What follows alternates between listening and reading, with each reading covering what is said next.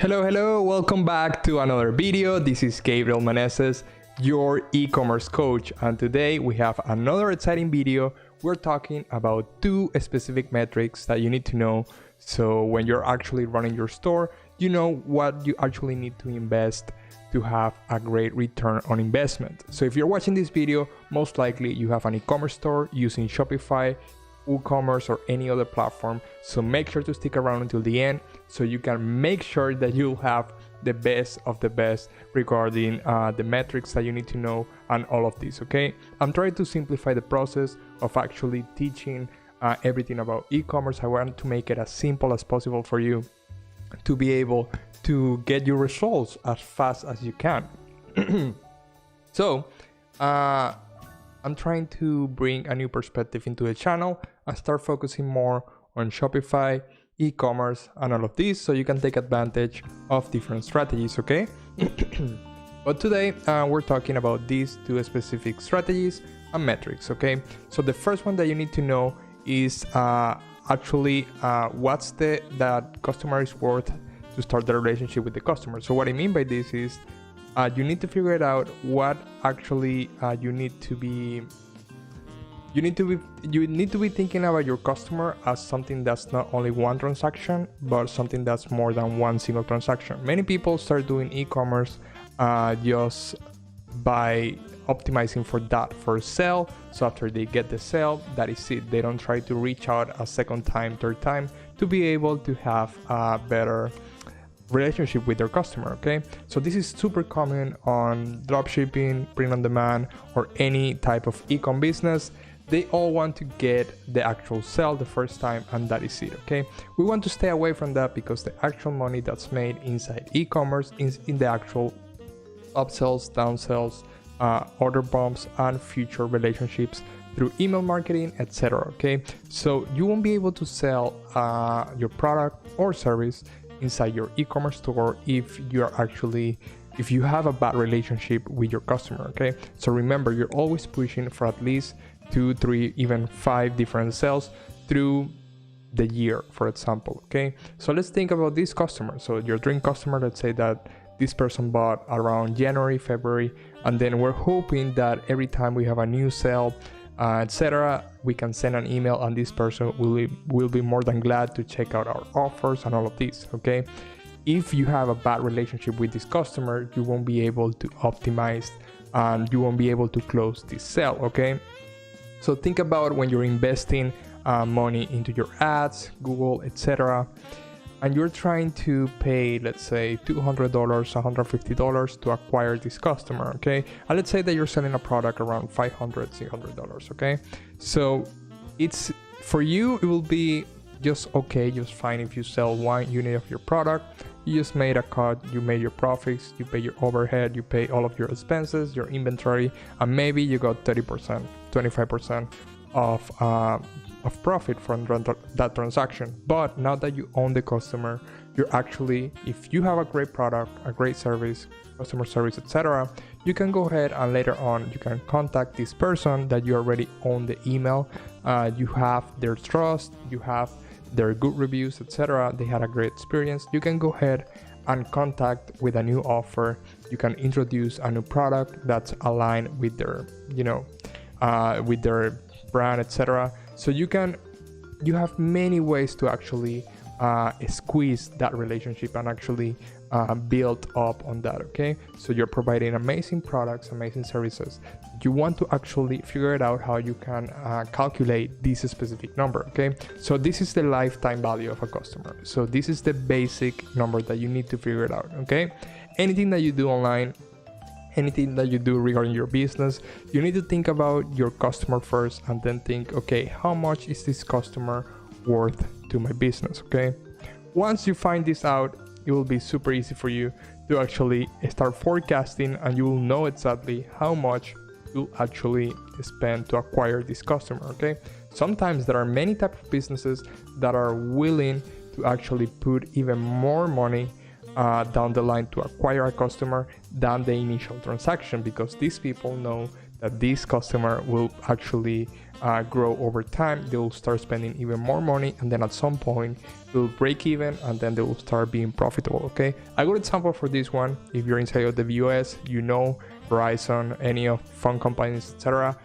They try to get you for the first transaction. You pay like $100 initiation fee, you get a free phone, and then obviously you start paying your phone bill every single month. So you are worth to this company $2,000, $3,000 just upfront. Okay, so when they think about you, they spend maybe the cost of a cell phone, of an iPhone, or whatever, $600, $500 that it costs to them.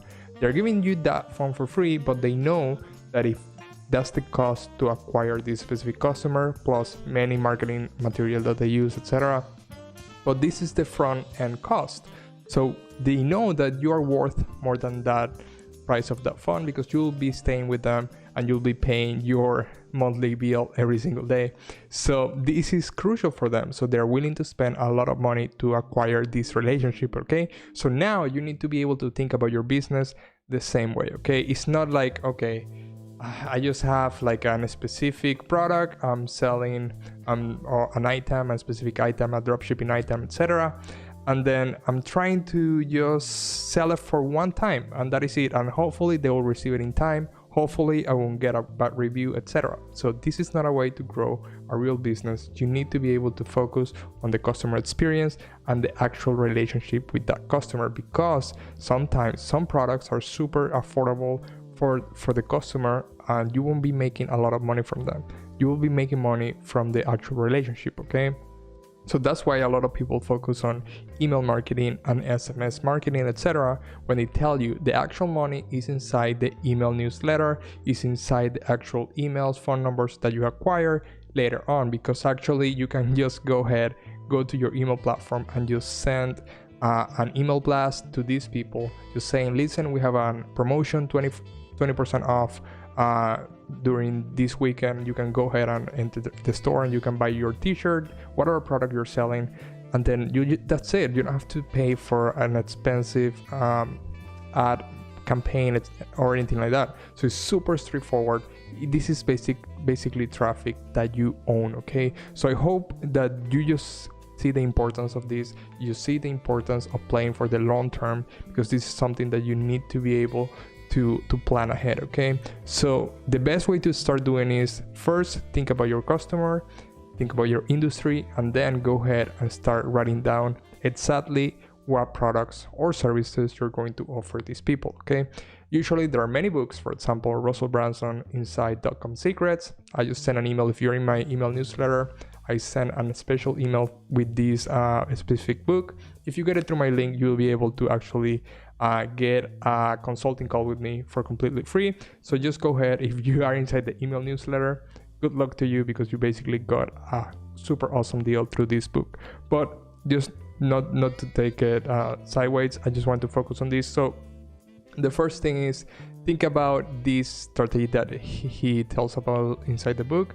Is basically .com Secrets explain the concept of the value ladder. Okay, so basically you have a low ticket item, which is the product inside your website. Let's say it costs like $10, $15, $20, $40. Okay, let's say that you sell, let's put an example, as always we can use an example, a hiking. We love the hiking niche, so we can say you have a hiking store, okay, and you have maybe a water bottle. Okay, you can sell this specific water bottle with your brand and everything like that. You can sell it for $20. Okay, that's your low ticket item. But maybe you have jackets, you have shoes, you have a lot of things. Okay, and you maybe even have like a platform, something that you can sell that's even more price. Okay, maybe some classes, hiking trips, etc. Okay, but that's in the higher end. Okay, obviously some people won't be buying from you straight away these classes. So basically you start just selling the low ticket items. Okay, this is an example. Okay, this can be done for any type of industry, anything like that. Okay, but for this one, think about it. You start with the low ticket items and then start scaling. So when you start advertising, to this $20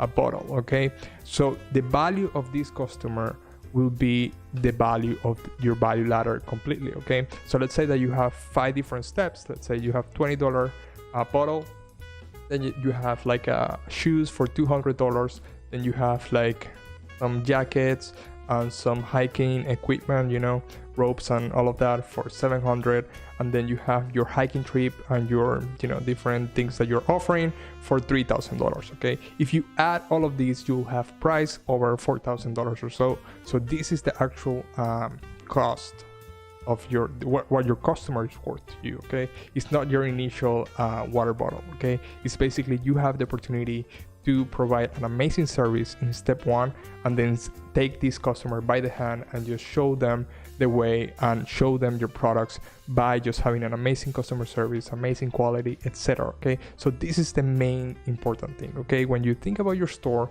you can start with one product, but think ahead and think, okay, how can I actually broaden my actual store, my brand, and what else can I offer that's going to be relevant to my customer? And this way your customer will be worth more money to you, and you'll have a better and stronger value ladder. Okay, you can read more about this concept inside the book .com Secrets by Russell Brunson, but it's just an example so you understand the idea of actually what's a customer worth to you. Okay, so it's not only that, maybe you actually have one product. Okay, that is it, you're ready to you say, Gabriel, I only want to sell one product, I want to have one product store. That's awesome. Okay, that's just fine, but at some point or another, you can actually use this specific traffic, this specific email that you are acquiring, this specific happy customer. Maybe you want to branch out and start selling another product, that you discontinue this one and you want to start selling this specific product, and then they know your brand, they have a relationship, they had an amazing experience, fast shipping time, etc. So you will be able to send an email and just tell this person, listen, I'm offering this now, are you willing to buy it? And then they will be able to buy it. Okay, so this is the main thing. Okay, so the first metric that you need to be thinking about is how much is the customer worth to you, okay, worth to your business. After you have this number, you'll be able to start doing your marketing campaigns, and that's the second metric. That's the one we're actually talking about, which is the most important one, but is connected to this first metric, because without the first one, you won't have obviously the second one. Okay, so for this one is how much does it cost you to get one new customer. Okay, it's your actual cost per acquisition. Okay, so let's say that everyone knows like the return on ad spend. I always talk about all of these metrics inside when you run Facebook ads, but actually you need to think about also how much it's costing you to actually get one sale. Okay, so let's say that you're actually spending $200, okay, to acquire one customer, and your main product, let's say you're sending traffic to this water bottle. Okay, let's say that this water bottle you're selling it for $20. So obviously if you think like that, you will be able to see that there is a problem there. You're super negative, you're spending a lot of money to sell only one unit. Okay, but if you think about your value ladder and how much in reality this customer is worth to you, basically you'll be able to actually be in green. Okay, you can go ahead, okay, this customer got the water bottle, they got it in an awesome time, frame. It's not like a long shipping time, maybe 2, 3, 5 days shipping time. Then they're happy with the bottle, they saw the quality, everything is fine, everything is premium quality, and they're happy with the purchase. Okay, then you can go ahead, send an email and just tell them, listen, thank you for your purchase, here is a 10% discount so you can buy anything from the store, and you'll be able to actually close another sale that's a little bit even more expensive. Okay, obviously not everyone will take this offer, but the percentage of people that will take it, this is the important thing. Okay, because every store is different, but at some point you will know, okay, maybe 30% of people will take the second offer. Okay, and then these people will be paying the ad spend of the first people. Okay, so that's the thing that you need to be thinking about when you're actually planning ahead, and you need to actually understand how much you are willing to spend per customer. Okay, once you know this number, you can run your ads without putting a lot of pressure on you, like, oh my god, the ads are super expensive, what should I do now? Okay, so this is you start running your campaigns and everything that you do. If you run it through stress and trying to actually think always like, oh my god, I'm in negative, I'm in red, I'm losing money. But if you are cold-headed and you can actually plan ahead and you understand how much is the value of this customer, you'll be able to run campaigns for some time without stressing out. Okay, so this is literally the main secret. Okay, when you have and start running Facebook ads, it gets pricey. Okay, it gets, sometimes you can be spending like $1,000, $2,000, $3,000, $5,000 per day, and then maybe you're just barely breaking even. Okay, maybe you're not running yet lookalike audiences or anything like that, so you need to be thinking ahead. Okay, so I'm spending this amount of money, I'm basically breaking even, or I'm losing money like $300 a day.